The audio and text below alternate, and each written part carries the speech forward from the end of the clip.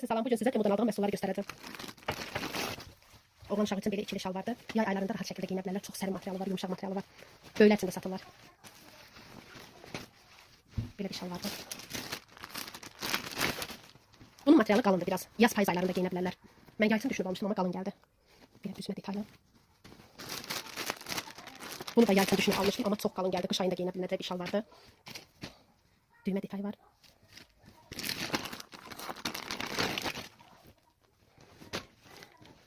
Bir cins şal vardı.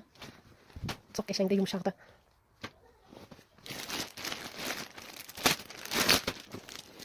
Bəylər üçün belə bir üst geyim, yaz payız aylarında geyinə biləcəkləri. Belə bir üst geyimdir, çox gözəldir. Mütləq alın, tövsiyə edirəm. Alıb hədiyyə edə bilərsiniz.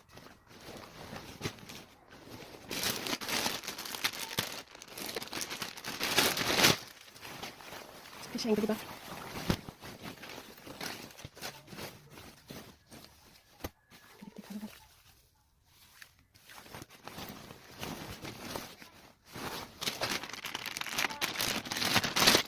Sonra belə bir ayakkabıdır.